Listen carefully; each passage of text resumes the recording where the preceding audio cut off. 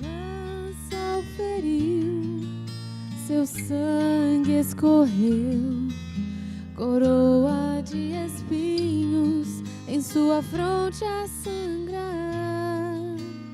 Tudo ele fez pra te dar salvação. A este homem bom você não quer aceitar. Cristo está presente aqui, cheio de glória e lágrimas no olhar, seus braços abertos e marca nas mãos. A este homem bom você não quer aceitar. Veja seus olhos repletos de amor a te convidar, vem a mim. Como pode dizer-lhe hoje que pronto não está, que do seu amor agora não vai precisar? Cristo está esperando você. Levante o olhar e abra o seu coração. Pare então de resistir e entregue o viver a Cristo Salvador. Agora venha aceitar. Veja seus olhos repletos de amor a te convidar, vem a mim. Como pode dizer-lhe hoje que pronto não está, que do seu amor agora não vai precisar? Abra o coração e levante seu olhar a Cristo Salvador. Agora venha aceitar. A Cristo Salvador. Agora vem aceitar.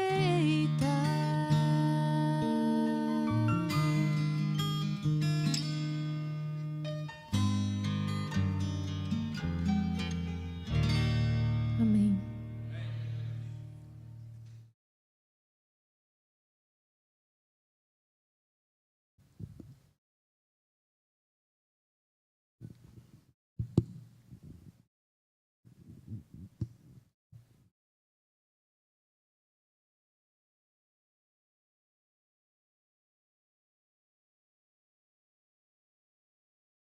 Saudamos a todos com a paz de Jesus. Um feliz sábado para vocês. Mais uma vez, obrigado ao Pita e a todos os irmãos pelo convite para estarmos com vocês aqui na igreja de Kissimmee. E parabéns pelo novo templo, por este local maravilhoso, amplo, agradável.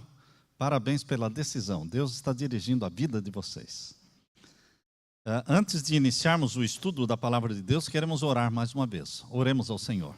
Pai Santo que estás nos céus, nós estamos aqui na Tua presença para Te adorar, para implorar a presença do Espírito Santo aqui conosco.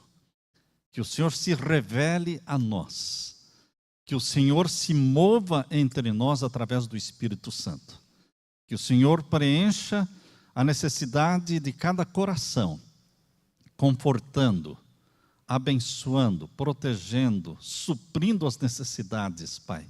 Sejam elas financeiras, emocionais, familiares, qualquer que seja a necessidade do Teu povo, que o Senhor supra pelo poder do Espírito Santo. Derrama sobre nós a luz celestial do Espírito Santo, para entendermos a Tua palavra neste momento. Em nome de Jesus. Amém. Você pode abrir a sua Bíblia em Apocalipse capítulo 3 e o verso 20. Abra a sua Bíblia em Apocalipse capítulo 3 e o verso 20. O título da mensagem de hoje é Eis que eu estou à porta. Eu já fiz outros sermões fundamentados neste texto aqui de Apocalipse 3, verso 20. Mas hoje nós queremos dar uma nova ideia, abrir aqui um novo quadro, um novo cenário aqui dentro de Apocalipse 3 e o verso 20. Aqui lemos, eis que estou à porta e bato. Se alguém ouvir a minha voz e abrir a porta, entrarei em sua casa e com ele cearei e ele comigo. Nós podemos, ao ler esse texto, pensar que Jesus Cristo está fora, porque este texto foi escrito para a igreja de Laodiceia, porque está dentro da carta à igreja de Laodiceia, que é a última igreja do Apocalipse.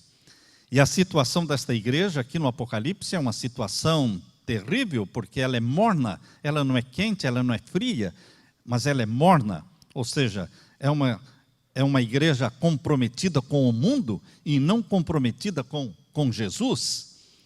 E Jesus Cristo está demonstrando aqui, eis que estou à porta e bato, se você abrir a porta eu entro.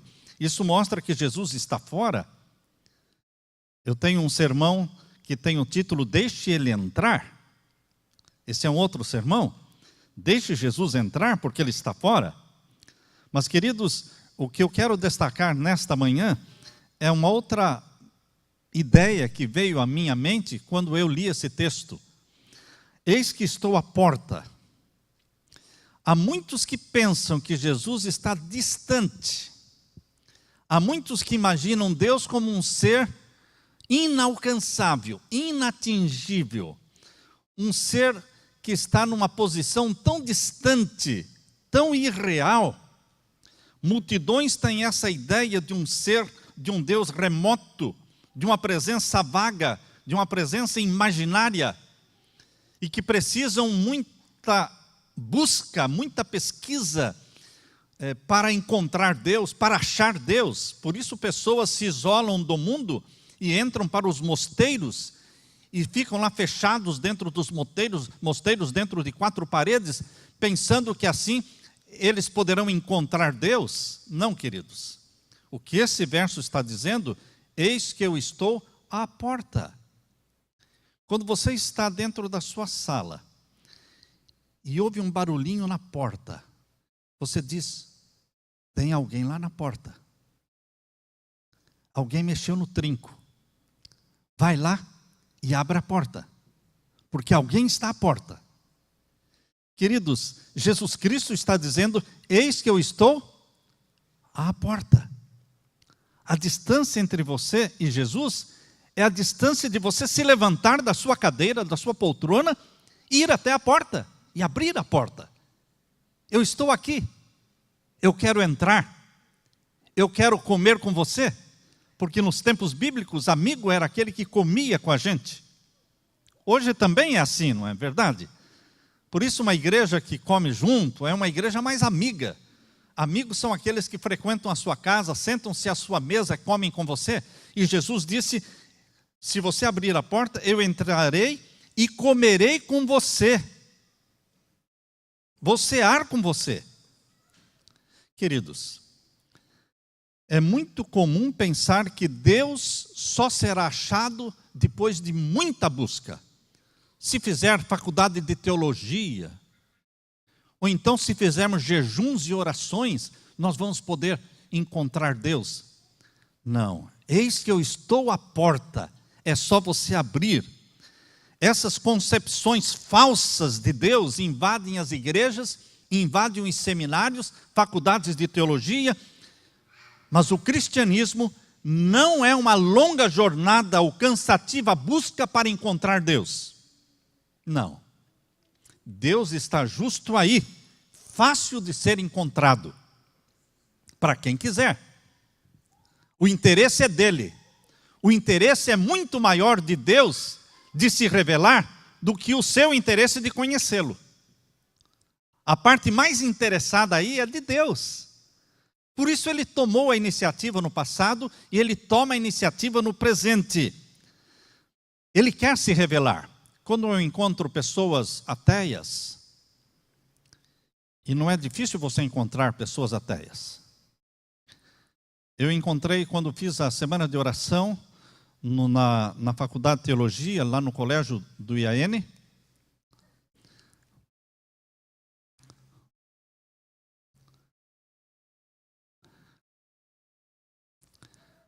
Quando nós fizemos esta semana de oração na faculdade de teologia no IAN, pregando para todo aquele grupo de jovens, rapazes e moças, você não conhece um a um, você não sabe quem é cristão, quem não é, porque num colégio internato tem pessoas de todas as famílias, tá certo?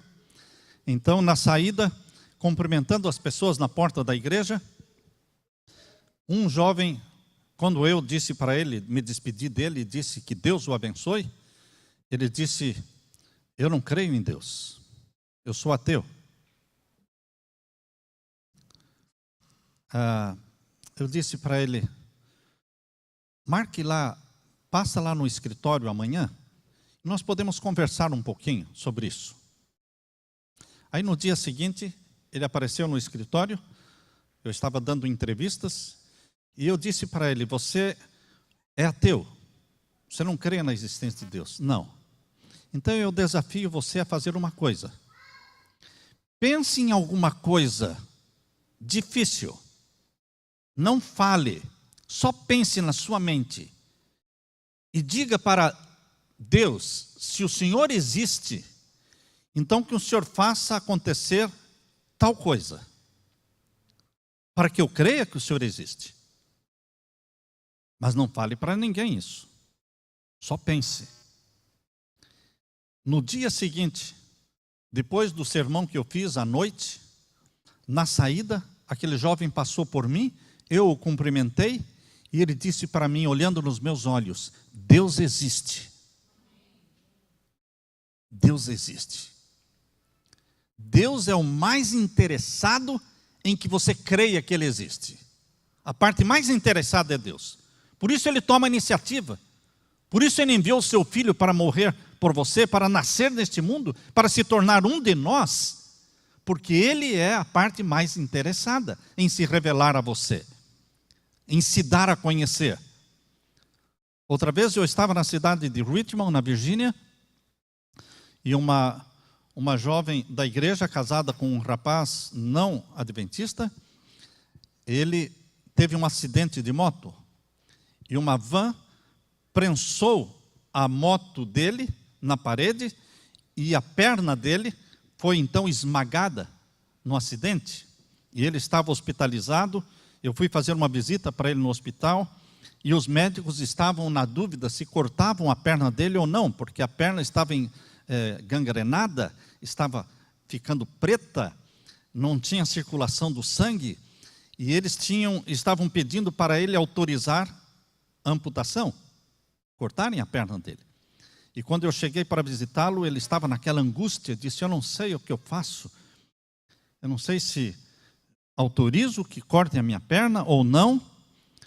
E eu disse para ele: ore a Deus, peça a Deus que te dê uma iluminação se você autoriza ou não.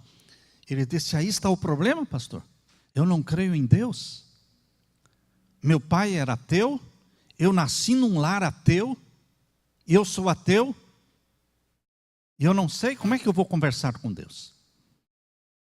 E eu disse para ele: pense em alguma coisa difícil, não alguma coisa comum, alguma coisa incomum, só na sua mente, e diga: se o Senhor existe, Deus, então que o Senhor faça com que isso aconteça, para que eu creia que o Senhor existe. Eu fiz uma oração com ele e fui para casa. No outro dia voltei para visitá-lo, e quando eu cheguei no quarto, ele disse: Deus existe. Deus existe. Eu perguntei para ele: mas o que é que você O que é que te convenceu de que Deus existe? Ele disse: a minha esposa não temos filhos, eu e a minha esposa. E o meu desejo é ter uma menina, ter um bebê, mas uma meninazinha. E nesta manhã, quando as enfermeiras vieram limpar a cama, eles me tiraram da cama, me colocaram numa poltrona, naquela poltrona ali. E então eles trocam o lençol todos os dias, porque a minha perna está supurando, está com gangrenas. Então eles limpam, trocam o lençol todos os dias. Então elas me tiraram dali, tiraram a coberta, colocaram outro lençol, outro sobrelençol, e aí me colocaram de volta na cama. Eu estava ali deitado, e de repente eu senti que tinha alguma coisa debaixo da coberta. E eu coloquei a mão debaixo da coberta e puxei. Era um casaquinho cor-de-rosa de um bebê. Eu pensei: como esse casaquinho veio parar aqui? Deus existe. Este tinha sido o meu pedido, que eu e minha esposa queríamos ter um bebê, uma menina. Queridos, ele não autorizou os médicos a amputarem a perna dele. Ele foi curado. E ele está andando normalmente. Deus existe. E ele é a parte mais interessada em provar que ele existe. É comum eu fazer esse desafio para pessoas que se proclamam ateus. É muito comum. No cristianismo, a iniciativa sempre é da parte de Deus. Lembre-se, o Deus da Bíblia é o Deus que vem ao seu encontro, como aqueles 3 viajantes chegaram até a tenda de Abraão. 2 eram anjos e um era o próprio Deus, Filho, Jesus Cristo. Antes da sua encarnação, ele apareceu ali com 2 anjos na tenda de Abraão. Então, quando você lê a Bíblia, você vê Deus vindo até os homens, vindo até Abraão, vindo até Adão no jardim do Éden. Nós lemos, abra sua Bíblia agora, em João capítulo 12 e o verso 32. João capítulo 12 e o verso 32. Jesus Cristo falou, palavras de Jesus, em João capítulo 12 e o verso 32. Aqui nós lemos: eu, quando for levantado da terra, a todos atrairei a mim. Jesus é um poderoso ímã, com seu ímã, com esse poder magnético que atrai as pessoas para ele. Onde o nome de Jesus for pronunciado, onde Jesus Cristo for pregado como Salvador do mundo, pessoas responderão a essa atração, a esse poder. Por isso Jesus disse: quando eu for levantado, a todos atrairei a mim. Nós o amamos, Romanos capítulo 5, verso 8, porque Ele nos amou primeiro. A iniciativa é de Deus. Quando você responde, quando você busca Deus, você está somente respondendo à atração dEle. Você está somente respondendo o chamado dEle. Nós o amamos porque Ele nos amou primeiro, Romanos capítulo 5, verso 8. O doutor Arthur Gossip escreveu no seu livro o seguinte, sobre a graça divina. Ele escreveu: sempre nós estamos rodeados por esta persistente graça divina. E a graça divina é como o mar, lá nos diques da Holanda. O mar lá nos diques da Holanda, sempre o mar está procurando uma brechinha para entrar, uma brechinha para penetrar, e para inundar, e para se derramar.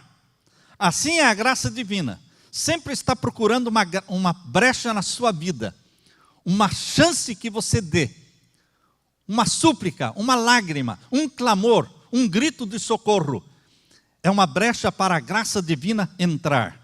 Por isso o Apocalipse 3:20 está dizendo: eis que eu estou à porta. Eu estou sempre perto de você. Deus não criou o planeta Terra e abandonou. Não, Deus criou o planeta Terra e cuida do planeta Terra como a menina dos seus olhos, porque o planeta Terra se tornou o lar do Deus Filho. Ele se tornou carne da nossa carne, sangue do nosso sangue. Emanuel, Deus conosco, se tornou um de nós. Portanto, a família humana se tornou muito diferente, muito mais diferente aos olhos de Deus do que todos os outros mundos que Ele criou. Porque Deus, o Filho, que é o Criador dos céus e da terra, Ele não se tornou carne da carne e sangue do sangue de nenhum outro planeta, irmãos. Ele não se tornou irmão de nenhum outro planeta, mas do nosso sim. O tema dominante da Bíblia é Deus buscando o homem. Abra sua Bíblia em Gênesis capítulo 3. Gênesis capítulo 3 mostra Deus em busca de Adão. Na viração do dia, ou seja, no entardecer, na hora do pôr do sol, é a hora da viração do dia, aqui em Gênesis capítulo 3, e o verso 8. E ouviram a voz do Senhor que passeava no jardim. Vejam, não era Adão buscando a Deus, era Deus buscando Adão. Ele veio até o jardim, ele tomou a iniciativa. Ouviram a voz do Senhor que passava no jardim pela viração do dia, era o pôr do sol. E escondeu-se Adão. Qual é a nossa iniciativa? A iniciativa humana, pecadora, é o quê? Fugir, se esconder de Deus. A de Deus é buscar. Escondeu-se Adão e sua mulher da presença do Senhor Deus entre as árvores do jardim e chamou o Senhor Deus a Adão e disse: onde estás? A Bíblia começa aqui no primeiro livro em Gênesis mostrando Deus buscando o homem. E a Bíblia termina em Apocalipse mostrando Jesus à porta, batendo, querendo entrar. Sempre Deus tomando a iniciativa, querendo que você o conheça, que você se apaixone por Ele. Jesus quer ser amigo, Jesus quer intimidade com você. Ser cristão não é ouvir falar de Jesus, não é conhecer intelectualmente Jesus, não é ter informações da religião cristã. Ser cristão é desenvolver uma amizade profunda com Jesus e saber que mesmo que Ele te conheça profundamente, Ele ainda te amará. Ele nos ama apesar de nos conhecer profundamente, conhecer todos os nossos defeitos. Esse é o tema dominante da Bíblia.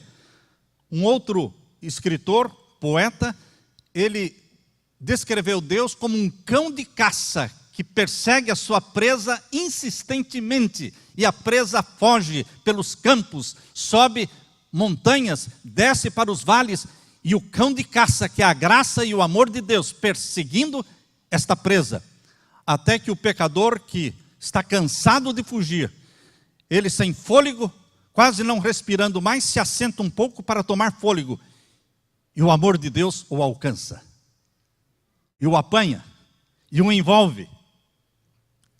Queridos, o amor de Deus é como um cão de caça. Deus faz coisas inimagináveis para converter você. Pense nas coisas inimagináveis que Ele fez com Jonas. O livro de Jonas diz que Jonas recebeu um chamado de Deus. Mas ele disse o quê? Não, eu não vou pregar em Nínive para aquele povo mau, eu quero que eles morram. Por que eu vou pregar para que eles se salvem? Eu quero o pior deles, eu quero a destruição deles. Não vou. Tu me mandas para Nínive, eu vou para Tarsis. E ele foi comprar um bilhete para entrar no navio. Coitado do capitão do navio. Quando vendeu aquela passagem para aquele homem estranho, não sabia em que enrascada ele estava entrando. Sabem, queridos, que nós entramos em algumas enrascadas sem pensar. Ele não conhecia a história de Jonas, não sabia nada. Vendeu para ele a passagem, pegou o dinheiro, Jonas entrou, foi direto para o fundo do navio, lá no porão, arrumou a caminha dele e disse: eu vou dormir. E Deus enviou uma grande tempestade. Pense no desespero do capitão do navio, do dono do navio, do experiente capitão. E eles estavam fazendo tudo para salvar o navio. Mas finalmente eles tiveram que jogar fora toda a mercadoria. Lembre-se, quando você desobedece a Deus, você não pense que você é dono do seu nariz, que você faz o que bem entende e ninguém tem nada a ver com isso. Lembre-se que quando você desobedece a Deus, você prejudica as outras pessoas. O pecador ali era Jonas. O fugitivo era Jonas. O dono do navio não tinha nada a ver com a história de Jonas. Mas ele perdeu toda a carga, porque ele teve que jogar toda a carga fora. Ele estava perdendo o navio inteiro. E em desespero, começou a lançar sorte, não é? Para ver onde é que estava o problema. E a sorte caiu em Jonas. Jonas sabia que ele era o problema. Ele não precisava ter pedido para o capitão do navio jogar ele no mar. Se ele sabia que ele era o problema, o que ele poderia ter feito? Antes de tudo, pular. Ora, se você é o problema, pula fora. Mas lembre-se, os problemas não pulam fora da sua vida. Você é que tem que jogar os problemas fora. Se você tem problemas dentro da sua casa, não pense que os problemas vão sair sozinhos. Com o tempo tudo vai se resolver. Você vê crianças desobedientes, rebeldes, com a idade, com o tempo muda. Não, nada muda com o tempo. Ou você lança fora os problemas da tua vida, problemas que estão trazendo tempestades para a sua vida, ou você vai afundar com os problemas. Lance fora os problemas. E o problema ali era Jonas. Tudo na vida de Jonas, queridos, era milagre. Porque o fato dele estar dormindo no meio da tempestade já era um sono não normal, não é? Não normal. O fato da tempestade, tremenda tempestade, já também não era normal. Tudo era anormal. O peixe grande que apareceu para engolir Jonas também não era normal. Não era normal. O fato de Jonas ter ficado 3 dias no ventre do peixe, dentro do peixe, vivo, também não é coisa normal.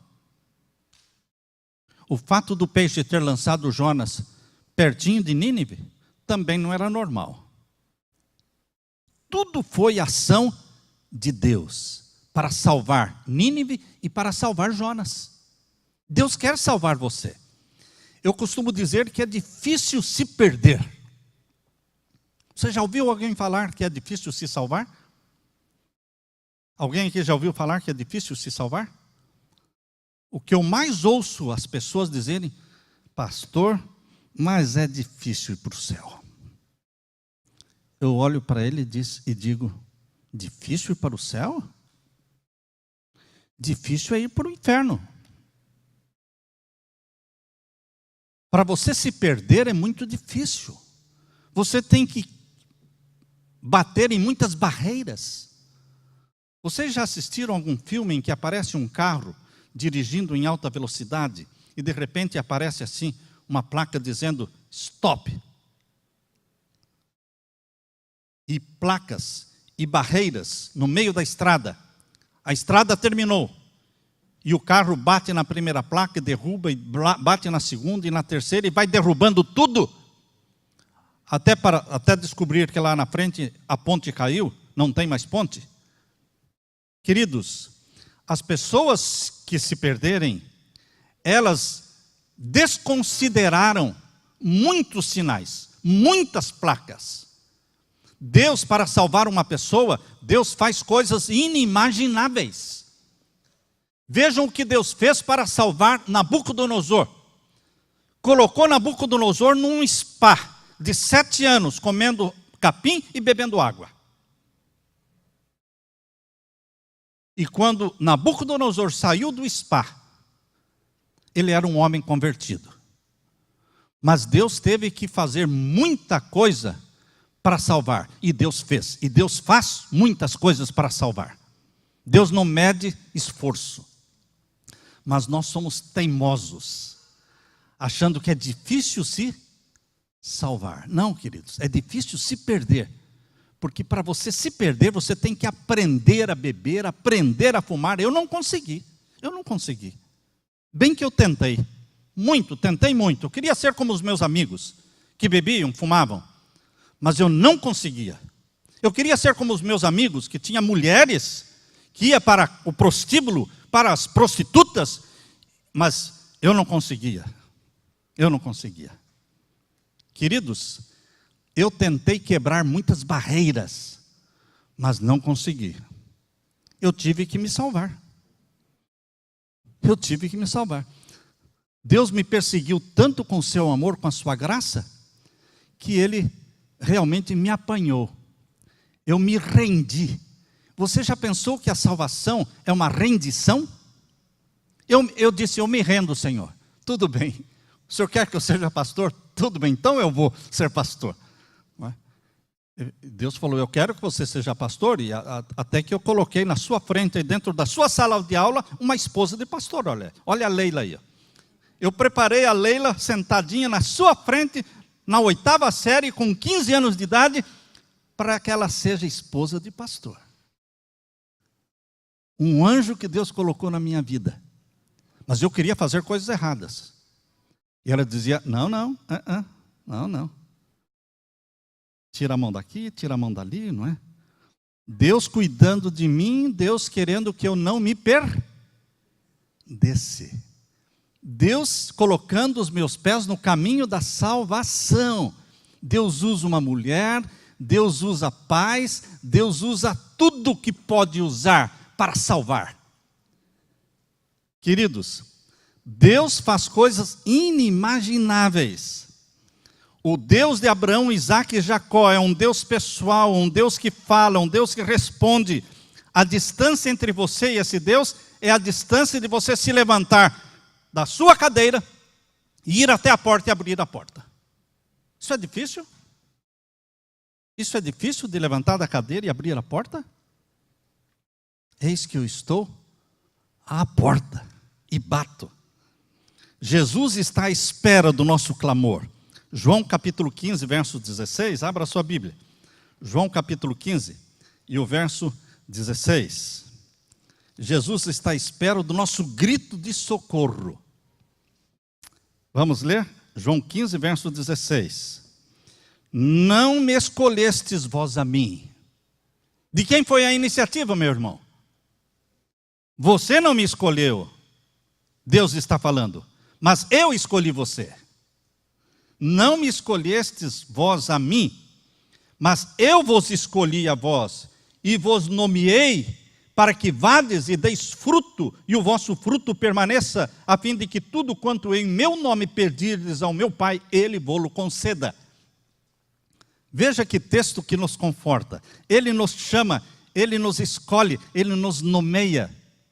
E agora em Lucas capítulo 19, verso 10, porque o Filho do Homem não veio buscar o quê? Porque o Filho do Homem vem buscar e salvar o perdido. Ele veio, ele saiu do céu, ele tomou a iniciativa de nascer na terra da Virgem Maria, gerado pelo Espírito Santo. Deus preparou um lar para o filho dele, Deus preparou um corpo para o filho dele, para que ele se tornasse um de nós, e nós pudéssemos olhar Deus nos olhos, para que nós pudéssemos ver o rosto de Deus. Ninguém podia contemplar Deus e viver. Mas Deus preparou um corpo humano para o Deus Filho, para que Ele pudesse mostrar o rosto, o sorriso, para que as pessoas pudessem pegar na mão de Jesus, na mão de Deus. A Bíblia diz que João costumava dormir com a cabeça no peito de Jesus. Imaginem você poder dormir com a cabeça, fazendo do peito de Deus, de Jesus, o seu travesseiro. Veja a intimidade que Deus quer ter com você. Quanto mais eu leio a Bíblia, quanto mais eu contemplo Jesus, mais apaixonado eu fico por Jesus. Em Hebreus capítulo 2, verso 9, abra sua Bíblia. Em Hebreus capítulo 2, verso 9. Veja se estas palavras não expressam a profundidade do amor de Deus e da vontade de Deus que você o conheça. Capítulo 2 de Hebreus, vamos ler aqui o verso 9 a 11. Vemos, porém, coroado de glória e de honra aquele Jesus que fora feito um pouco menor do que os anjos. Adão não foi criado menor do que os anjos? Sim. E Jesus é o segundo Adão. Ele foi criado, nasceu da Virgem Maria, um pouco menor do que os anjos. Como um ser humano, menor do que os anjos. Mas, queridos, o que é que diz aqui? Por que ele se tornou foi criado um pouco menor do que os anjos? Por causa da paixão da morte. Se ele fosse superior aos anjos, ele não poderia morrer. Como Deus, ele não podia morrer. Ele só podia morrer como homem. Por isso ele foi criado um pouco menor do que os anjos, para poder morrer, por causa da paixão da morte. Continue a leitura. Para que pela graça de Deus provasse a morte por todos. E agora o verso 10. Porque convinha que aquele, para quem são todas as coisas, e mediante a quem tudo existe, trazendo muitos filhos à glória, consagrasse pelas aflições o príncipe da salvação deles. Cristo foi consagrado nosso príncipe, o príncipe da nossa salvação. Ele foi consagrado através de aflições. Ele viveu e ele foi treinado na escola das aflições, na escola das provações. As provações são as obreiras de Deus. As provações foram as obreiras trabalhando no caráter do Deus Filho. Jesus desenvolveu um caráter no meio de uma família confusa, porque José já era viúvo quando se casou com Maria, e José já tinha filhos que eram mais velhos do que Jesus. Jesus tinha irmãos e irmãs mais velhos do que ele. Eu imagino que os mais velhos exigiam do mais novo os trabalhos mais pesados. Mais pesados. Ah, você quer ser santinho, o melhor de tudo? Você vai fazer isso aqui, você vai fazer aquilo ali. Exploravam Jesus. E queridos, Jesus cresceu em meio a aflições, porque ele era diferente dos outros. Ele era odiado pelos outros. Os irmãos e irmãs de Jesus passaram a amá-lo depois que ele morreu. Depois que ele morreu, sim, mas antes eles não gostavam das atitudes de Jesus. E aqui diz, ele foi consagrado pelas aflições como príncipe da salvação nossa. E agora o verso 11. Porque assim o que santifica. Quem é que nos santifica? Jesus. Como os que são santificados. Quem são os que são santificados? Você e eu. Está me acompanhando? Será muito bom você ter a sua Bíblia. Ou a Bíblia no tablet, ou no iPhone, ou a Bíblia escrita na sua mão, mas seria muito bom você acompanhar para não ser enganado pelos pastores. Não acredite no que o pastor prega, acredite no que os seus olhos leem. Seja beriano, confirmando cada palavra que foi dita, para ver se é assim mesmo. Hoje o cristianismo da maioria é um cristianismo de eu ouvi falar. O pastor no sermão falou isso. Queridos, o que o ser humano fala não tem valor. O que importa é o que está escrito. Assim diz o Senhor. Olhe na sua Bíblia. Grife a sua Bíblia. Veja como está pintada a minha Bíblia. Essa não é a minha primeira Bíblia. Essa já é a quinta ou sexta Bíblia porque as outras já foram destruídas, de tanto riscar, já rasgou, já acabou. Então, cada Bíblia nova que eu recebo, eu começo do zero de novo, do zero, grifando tudo de novo. Porque quando eu grifo e pinto na Bíblia, a minha mente capta, a minha mente assimila. Eu fico impregnado da palavra de Deus quando eu grifo tudo. E aqui diz o verso 11, estamos lendo. Porque assim o que santifica, que é Jesus, como os que são santificados, que é vocês e sou eu, são todos de um, por cuja causa não se envergonha de lhe chamar irmãos. Ele não se envergonha de ser meu irmão. Geralmente as pessoas que quando são ricas ou poderosas, elas têm vergonha de pessoas pobres da família. Aliás, tem gente aí, por exemplo, Barack Obama tem irmão, mas alguém aqui já ouviu falar do irmão do Barack Obama? Não. Então, quando a pessoa é poderosa e rica, e tem irmãos pobres ou irmãos, eles nem falam nada, fazem de conta que nem existem. Mas Jesus Cristo, sendo o Criador dos céus e da terra, Ele não se envergonha dos pobres, fracos e pobres, mortais, que sou eu, que é você. Não se envergonha de chamar. Ele diz, diante do universo, são meus irmãos. Ele mostra os sinais nas mãos diante do Pai e diante de todo o universo, dizendo, são meus irmãos, eu morri por eles, eles são meus. Por isso Jesus prometeu, eu irei, mas eu voltarei e vos levarei para mim mesmo, para que onde eu estiver, vós também estejais. Porque eles são meus, eu os comprei com meu sangue, eu quero eles pertinho de mim. Não se envergonhe de você como irmão. E quantos cristãos se envergonham de Jesus? Não falam de Jesus. Não dão testemunho de Jesus. Quando vão procurar um emprego, nem falam que são cristãos. Nem falam da obediência aos mandamentos. Nem falam da guarda do sábado. Se eu falar, eu não vou receber o emprego. Não vou falar nada. Depois que eu tiver o emprego, aí eu falo. Depois. Queridos, vamos ler aqui agora o verso 12.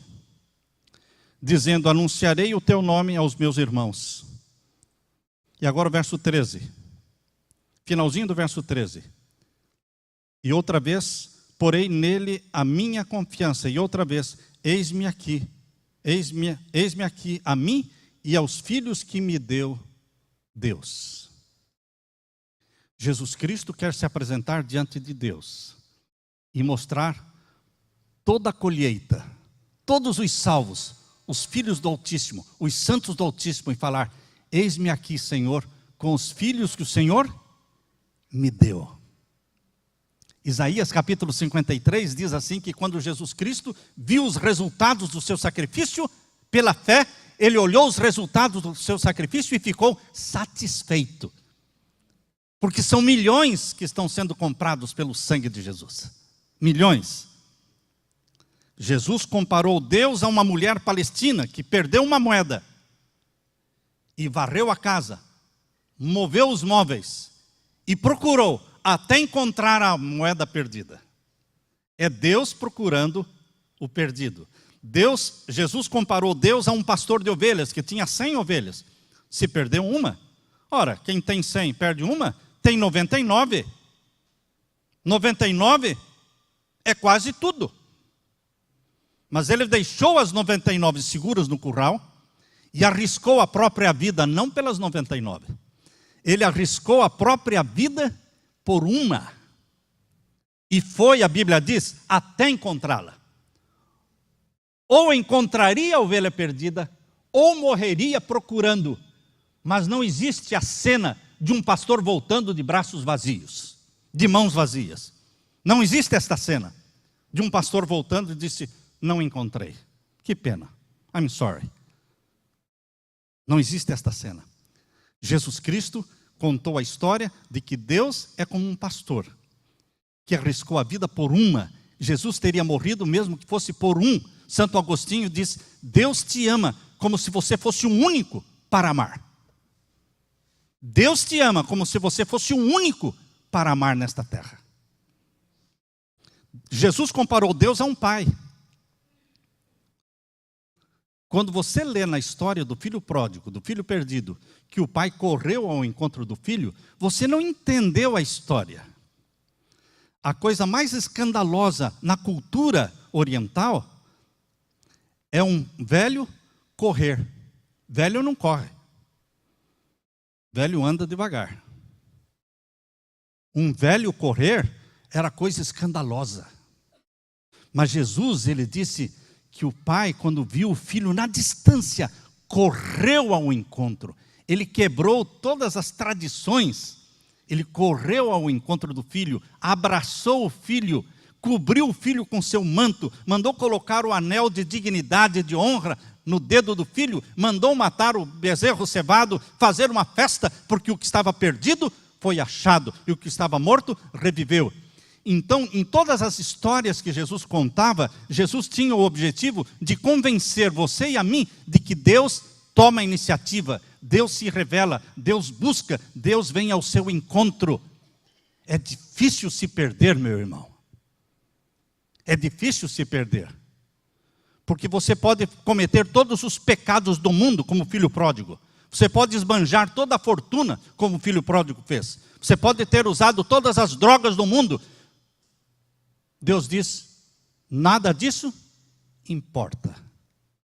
Eu te amo. Eu quero te salvar. É difícil se perder. É difícil se perder. Em todas as parábolas, Jesus insistiu no mesmo ponto. Deus não desiste de procurar.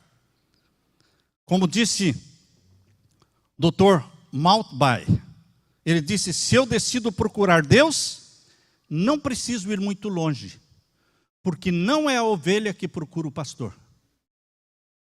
Não existe essa história, meu irmão, de ovelha buscando o pastor. É o pastor que busca a ovelha.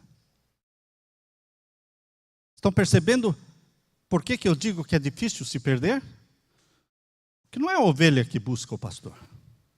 É sempre o pastor que busca a ovelha. O pastor é sempre que encontra a ovelha.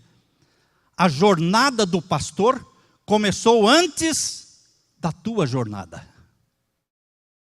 Quando você diz, eu estou voltando para Jesus, ou seja, você está caminhando de volta para Jesus, lembre-se que a caminhada de Jesus começou antes, muito antes da tua. Por isso você está voltando.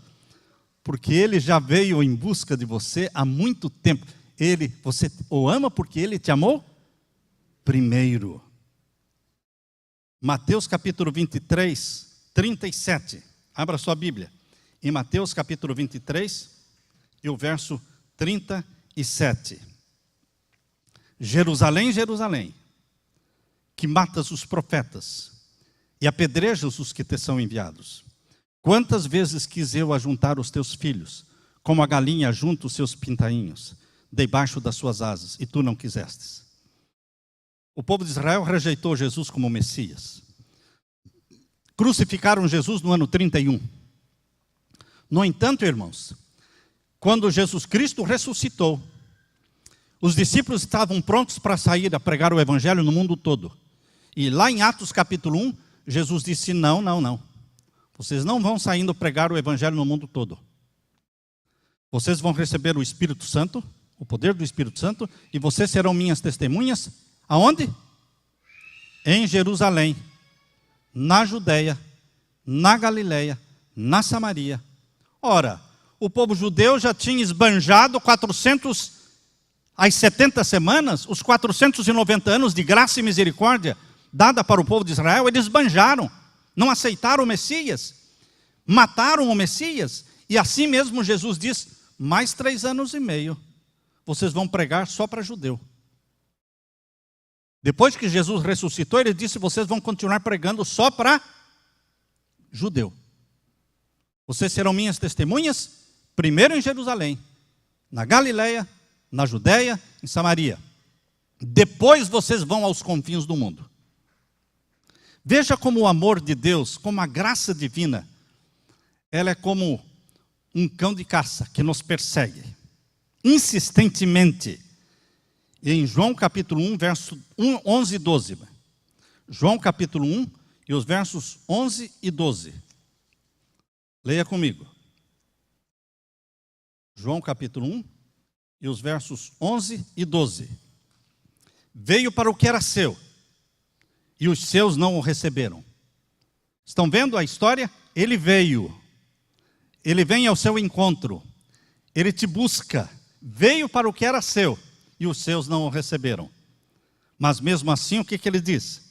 Mas a todos quantos o receberam, todos aqueles que aceitam a Jesus, deu-lhes o poder de serem feitos o quê? Filhos e filhas de Deus.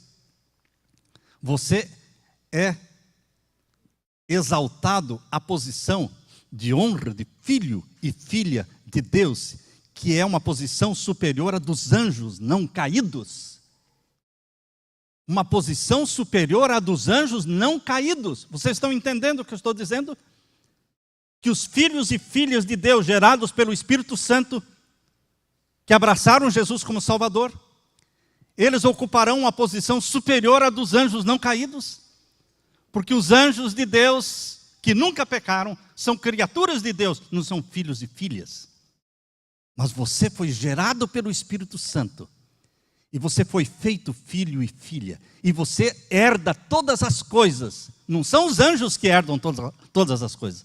Você herda todas as coisas através de Jesus, que é o nosso irmão mais velho. Queridos, Jesus disse: virei outra vez. Novamente, Ele está vindo para buscar, e vos levarei. Há muitos anos atrás, um pregador sueco, John Lin, ele estava pregando numa igreja, e ele amava o trabalho com as crianças. Ele amava trabalhar com as crianças. E no seu sermão ele disse: existe aqui nesta igreja alguém, alguma criança que saiba o Salmo 23 do bom pastor? O Senhor é o meu pastor, nada me faltará. Alguma criança que sabe este salmo de cor, inteirinho de cor, para poder vir aqui à frente e recitar para nós? Muitas mãos foram levantadas. Queridos, eu fico com inveja, uma inveja santa, quando leio essa história, porque muitas mãos de crianças se levantaram dizendo que sabiam o Salmo 23 de cor. E hoje? Será que nós temos muitas crianças que sabem o Salmo 23 de cor? Será que nós temos adultos, pais e mães que sabem de cor o Salmo 23? E que poderiam recitar esse Salmo 23? Porque hoje vivemos num mundo em que as pessoas conhecem as músicas, as modinhas, não é? As músicas aí dos rádios, de cor. Conhece os nomes dos artistas de Hollywood, de cor. Conhece as notícias de tudo, mas eles não conhecem quais são os personagens da Bíblia. Quais são os heróis da Bíblia. Jesus está se tornando um desconhecido. Mas no meio de várias mãos que se levantaram de crianças, ele olhou para uma menina de 4 anos e meio e disse: você sabe mesmo o Salmo 23 de cor inteirinho? Ela disse: sei. Então pode vir aqui à frente, na plataforma, para recitar para nós. E ela veio, ele deu o microfone para ela, e ela disse: o Senhor é o meu pastor, e isso é tudo o que eu quero. Fez o sinal cortesia, né? E voltou para sentar. O pastor ficou olhando, todo mundo olhou, aí começaram a aplaudir. O Senhor é o meu pastor, e isso é tudo o que eu quero. Se o Senhor Jesus é o seu pastor, e isso é tudo o que você quer, você não precisa de mais nada. Porque o bom pastor, ele dá para você o quê? Comida. Cada dia, quando eu me assento à mesa para comer, antes de comer, eu não estou exagerando, estou dizendo o que eu faço cada dia. Senhor, eu como das tuas mãos. Cada fruta, cada pedaço de pão, cada granola que eu coloco no meu prato, cada alimento eu recebo das tuas mãos. Tu és o meu pão, tu és a minha água, tu és a minha casa, tu és o meu carro, tu és tudo o que eu tenho. Eu te agradeço, porque o Senhor nunca deixou me faltar nada. Jesus é comida, Jesus é proteção, Jesus é conforto, Jesus é roupa, Jesus é descanso. Tudo isso o Salmo do Bom Pastor fala: refrigera a minha alma. Ele é refrigério, ele restaura, ele guia, ele dá coragem, ele dá poder e honra. Porque Jesus nos honra, levanta a nossa autoestima, ele é misericórdia, ele permite que você habite na presença dele para sempre. Habitarei na tua casa para sempre. Tudo que uma ovelha precisa, ela encontra em quem? Jesus, o bom pastor. Mas não adianta conhecer o bom pastor, a menos que você diga o meu bom pastor. A palavrinha mais importante do Salmo 23, irmãos, é quando fala: o Senhor é o meu pastor. Quando você se apossa deste pastor, quando você possui esse pastor que é Jesus, você se apropria dele, você se incorpora nele, ele se incorpora em você. Você assume a mente dele é colocada em você. E você começa a sentir como Jesus sentia, amar como Jesus amava, responder críticas como Jesus respondia, ter reações de Jesus, sentimentos de Jesus. Meu desafio nesta manhã, meu querido irmão, é que você se aproprie de Jesus. Eu quero terminar lendo para você Salmo 147, verso 3 e 4. Salmo 147, verso 3 e 4. Veja o que Deus está falando neste Salmo. 147, versos 3 e 4. Podemos ler? Sara os quebrantados de coração e liga-lhes as feridas. Muito bonito isso, não é? Agora o verso 4. Conta o número das estrelas, chamando-as todas pelos seus nomes. São duas esferas muito distantes uma da outra. A esfera de corações quebrantados, que nós sabemos muito bem o que é isso, ter coração quebrantado, chorar, ensopar o travesseiro, de tanto chorar, chorar de soluçar. Você chora? Você chora aos pés de Jesus? Nós temos que aprender a chorar aos pés de Jesus, desabafar aos pés de Jesus. Nós sabemos muito bem o que significa isso, mas o verso seguinte diz que Deus é o Deus das estrelas, que conta as estrelas e chama cada uma pelo nome. Como é que pode o Deus das estrelas, o Deus das galáxias, se preocupar com um pobre coração humano quebrantado? É exatamente isso. Para aquilo que é infinitamente grande, para aquilo que é infinitamente pequeno, a Bíblia está mostrando que Deus é o Deus que se ocupa com as duas coisas. E Ele trata de você como um coração quebrantado. E aquelas mãos marcadas pelos cravos, elas enxugam as suas lágrimas. Eis que eu estou à porta e bato.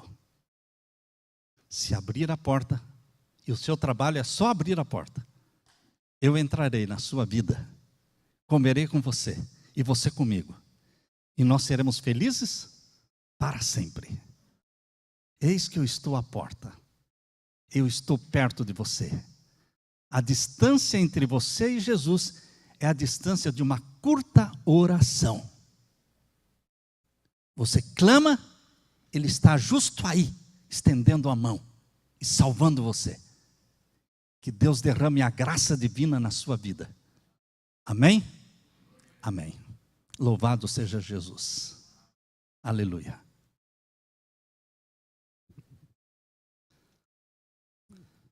Queridos, hoje à tarde, após o almoço, não vão comer muito,